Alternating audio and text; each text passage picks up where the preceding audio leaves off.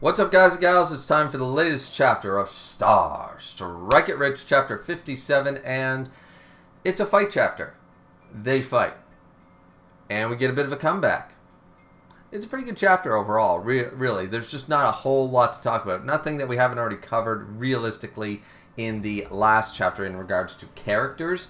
As far as this Mashiro woman, this Black Widow assassin woman, she's basically Kakashi of the Sharingan, you know what I mean? She's the copy master. She sees something once and then she can replicate it instantly, sort of idea. We've seen this type of overpowered copy masters in things, Jujutsu Kaisen, Naruto, and a lot of shonens you have a copy thing, Prince of Tennis.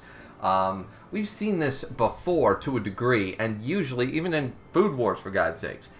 But generally, it's always showcased as limiting in some capacity when faced with true mastery and that kind of idea.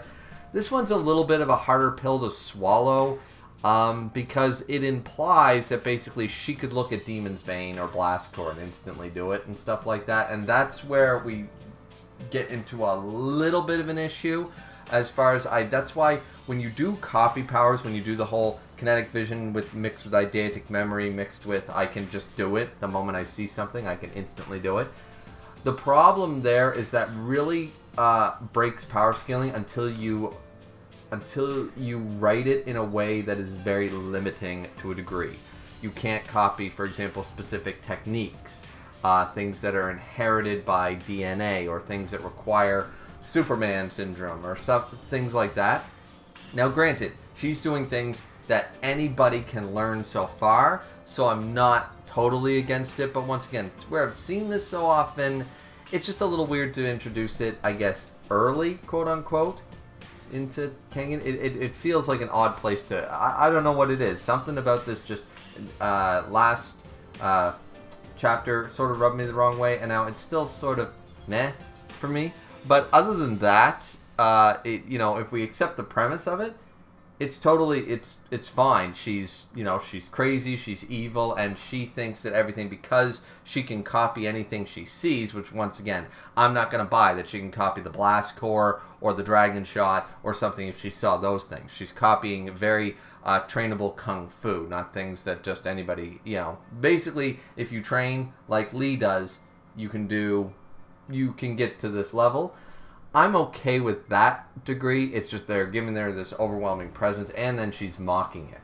It's like, oh, you really have to go out of your way to practice this stuff? Oh, that's so funny. Like, seriously, giving off that Frieza, like, I am emperor of everything, or in this case, empress. Like, oh, you silly monkey.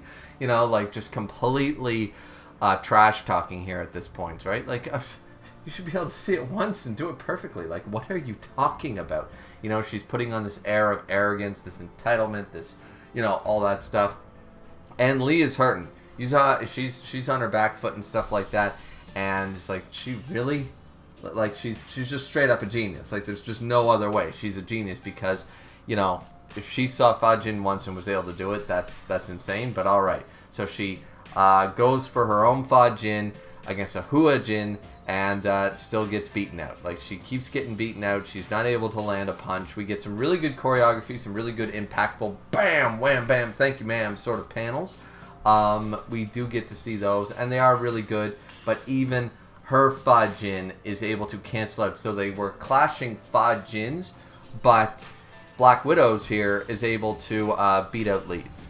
Is able to beat hers out, and actually she has to take the brunt of it, like right there, like right below the wrist, like on the wrist, but right below. And it's pretty brutal, not gonna lie, it's pretty brutal. And everyone's like, wait, she even overpowered, so her Fajin is better Kung Fu than the Kung Fu mistress herself over here. It's like, what on God's green earth? Then she goes for a straight, just body kick and completely, like, just decimates her and stuff. And then we get, like, the explanation, well, the backstory about, yeah, she was a natural-born genius. Like, we're just going to accept that. She could replicate anything she saw, even a single time. Nothing was beyond her ability. Once again, we're in the, I'm going to call this top of C-tier fighters. Do you know what I mean? Like when we see Carla, or one of the Cure Clan females enter one of these tournaments in Star, and they kick the shit out of people, then we'll be like, okay, now we can really settle like where these ladies end up in the pecking order. Because once again, I'm not buying that she can do the blast core. I'm not buying that she can do the dragon shot. You know, I'm just not buying it. By seeing it once, you know what I mean? They're claiming this stuff, but once again, we're sort of at that. We're 57 chapters in, which sounds like a lot, but realistically, that's still the first arc, or even the second arc. We're still in the first saga, if you would. It's still early on in their story, so these fights are not as good as their choreography, as good as the choreography is, as good as the fights are, as good as the art is. This is not that S tier level that we've reached in the same universe. You know what I mean? So it's fine, and she's just got that whole everyone else is just chaff. You know, she with her caliber, and she's not unaware that she can do this. She almost has this, I don't want to say identity crisis, more like this whole why, like, she knows that she's better than everyone, but because she sees them as ants because they can't do what she does. She doesn't see herself as abnormal or this super genius. I mean, she does to a degree, but it's been twisted to the point that everyone should be able to do what I'm doing. What I do is totally normal. So, if this is the human race, I'm right here. I'm normal. You're all just terrible. You know, like, she's not seeing it as she's exceptional. She's seeing everyone else as just weak, and she's the normal one. So it's that twisted thinking sort of idea. Makes her a little more interesting, I guess, but we've seen this 1,000 times in every shonen, so yeah, it's not as crazy. But yeah, so her, and they even mention, like, her exceptional talent and her twisted mental psyche, and it's like, alright, you know, so now she's definitely an apex predator out in the wild, as it were. Not a bad twist on it, you know. She gets a boyfriend or whatever like that. She's a manipulator. That's why I keep calling it, she's the Black Widow. She's the mistress. She's the one who gets the money, gets the fame, gets this, gets that, and seems to always slip away, get off scot-free, and she's the queen, you know what I mean? So yeah, she just doesn't, yeah, and after we get that panel, or that page, she's readying another Fajin or whatever like that, and she's just like, how can the chaff just why are you all so like, I don't understand. She can't comprehend that she's exceptional and that everyone else is normal, and she's the freak of nature. Do you know what I mean? Imagine if she had Superman syndrome. It'd be the same thing, right? So anyway, she's like, all I'm doing is thrusting my arm. How hard is this? This is all I'm doing. This is all I gotta do. You know, like, so in her mind, like, how is everyone else so fucking stupid? As the chapter points out, it's twisted, but she is sort of making a fair point.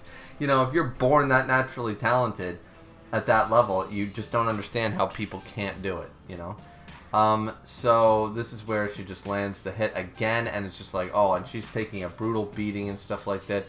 And her Hajin is not working anymore. Lee's Hajin, I mean, is not working anymore, you know, because she's been able to see through it now. So it did take her a little bit to get through the Huajin, but once she managed to hit her a few times with it and stuff, it's like, I've completely broken your defense. I can see through it, I can pinpoint it, I can destroy you, so I'm going to end you now and stuff. So Hina's looking on going like, this ain't looking that good, and she's there with Riko.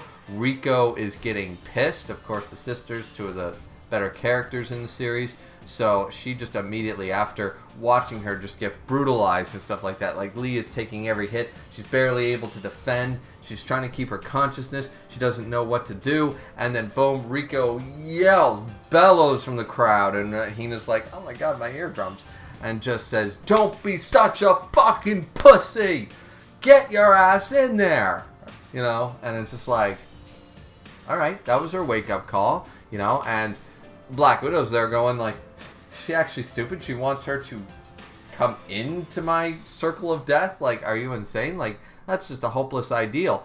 And Yuza, for all her credit, she's like, that is the way to catch her off guard. So she rushes in to the next punch and able to completely, you know, she hardens herself up, goes in for the attack. She's not on the defensive. She makes a split-second decision after that motivation from the crowd, from Rico specifically, and manages to take the punch and then immediately counter. That was her plan, to take the damage and then boom, with a super high kick, slam. Now, at first I was thinking, okay, this is the first major, we can assume, almost unguarded kick that that Black Widow took. Now, maybe, once again, someone who hasn't trained their body. I was hoping they were going to go with this route. They don't seem to have, and I'm kind of disappointed by that, because what I thought was going to happen here was one clean hit. No HUA, no whatever. The Black Widow has never had to train. That's her whole thing. The Chaff needs to train. She doesn't need to train. She just needs to see shit and replicate it. That's all she needs to do. So her body, she hasn't built up endurance, durability, stamina. She's never had to take a hit in her life. You know what I mean? Like, the first time I took a punch to the face, you know, I was seeing stars. Granted, I was in elementary school, but still, the first time I was in a fight, you know, getting hit scared me. Getting punched in the face was terrifying. You know, getting punched at all was terrifying. By the time I was at the end of junior high, I wasn't worried about throwing hands. You know what I mean? So, the thing is that the first time you're hit, like that sort of rattles you. You know, and granted, as I said, I was a young kid, but still, the first time you get punched in the face, you know, you are not used to that experience of that hurting, like getting hit in the face. So, I was hoping they were going to go on that line, even though she did manage to get up her HUA, according to this panel, at the end of the chapter. So I'm just like, I don't really like that she managed to get up her HUA in time. I don't think she should have managed it, because once again, her timing and everything should be off. You know, she wasn't expecting the counter. I'd like to see, without her, if she took that kick without the HUA protecting her, would that have floored her? I would have liked to see that, because someone not used to being hit would obviously back reel. It's like, well, experience and training is, you know, part of it. Without that, copying moves is irrelevant, you know, to a degree. It can only get you so far. I was hoping we were going to have this, and she was maybe not knocked out, but was going to be reeling, like, you know, coughing up blood, blah, like that's the first time she's ever been smacked. Like, the first time she's ever been straight up 100% unguarded hit. And I was hoping that was the direction they were going to take. And I was quite disappointed at the end of the chapter that they didn't do that. That's just me. But anyways, so, because she just gets back on her feet like, oh, that was no big deal. And meanwhile, she got in one good hit, but that's not going to work a second time now. Like, so Yuza, unless she pulls out a new kung fu move and she stops relying just on her Fa Jin, you know, she's got this badass full page end of chapter. I will not waver. The stunning warrior Yuzo Lee would never lose to common criminal. You know, end of chapter. Like, it's a good ending line. It sounds fierce and ferocious, and it's a really well done full page panel. But that was her one sort of opening or one shot, and even that, the Black Widow still managed to get up her HUA in time. So I really don't see Yuzuha winning this fight. Unless there's some other secret that she's going to pull out, as I said, a new move, something we've never seen before. I don't know. Anyways, that's just from me, but what do you guys think? Chapter 57, that was Starstruck at Rich. I know it's, you know, about a week later so since it dropped. But, you know, there was other stuff going on, and as I said, this chapter was just mostly like, as you always know, I try to stretch these things out and talk about every little detail, but the fact of the matter is, it's a they fight chapter, and the fight's good, but that's the long and short of it, right? Like, oh, the choreography's pretty good, the art's pretty good, getting a small comeback here from Lee, so it's not so one-sided. Okay, see you guys next week, sort of idea, right? So anyways, that was Strike It Rich, chapter 57. Not a bad chapter. Not a bad chapter at all. Pretty good. So, yeah. What do you guys think? Let me know down in the comment section down below. Don't forget to like, comment, and subscribe as always. And we'll see all you beautiful people back here next time for chapter 58. Looking forward to it. Hope you guys are too. Sayonara.